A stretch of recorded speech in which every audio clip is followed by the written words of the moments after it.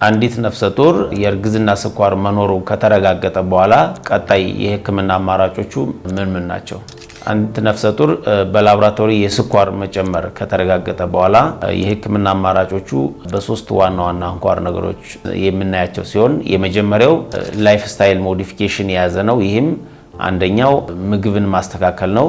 ምግብ የምናስተካክለው አንደኛ በቂ የሆነ ኳሊቲ ፕሮቲን መውሰድ፣ የተወሰነ ቅባት ያላቸው ከዛ ውጭ ግን ካርቦሃይድሬትን በከፍተኛ መጠን መቀነስ፣ ከዛ በተጨማሪ ኤክሰርሳይዝ ሲሆን ኤክሰርሳይዝ ከ30 እስከ 60 ደቂቃ በየቀኑ ወክ ማድረግ ቢያንስ በሳምንት 5 ቀን በየቀኑ ከ30 እስከ 60 ደቂቃ እየተንቀሳቀሰች ለ2 ሳምንት መድኃኒት ሳንጀምር ክትትል እናደርጋለን ማለት ነው።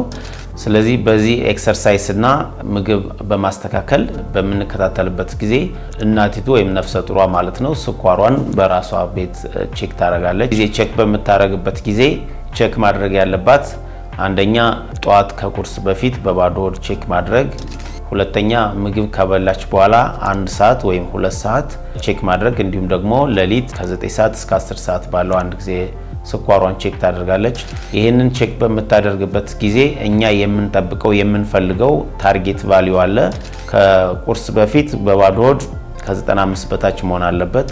ከምግብ በኋላ ከቁርስም ከምሳም ከራትም በኋላ የሚተለከው ስኳር ከ1 ሰዓት በኋላ ከ140 በታች፣ ከ2 ሰዓት በኋላ ከ120 በታች መሆን አለበት።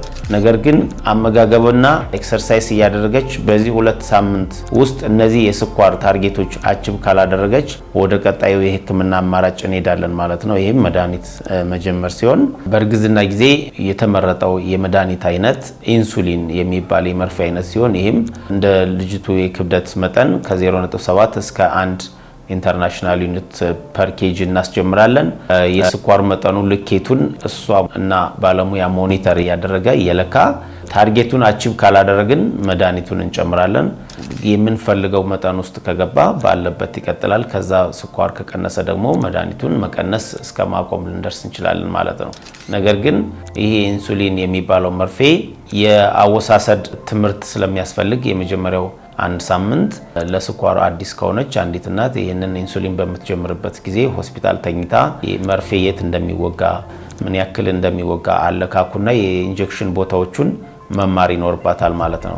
ነገር ግን ይህንን ማድረግ ለማትችል እናት ለምሳሌ ኢንሱሊን ፍሪጅ መጠቀም ማትችል ከሆነ የመርፌ አወጋግ ቴክኒኩን ማትረዳ ከሆነ ሁለተኛ አማራጭ ታብሌቶችን መስጠት እንችላለን ማለት ነው።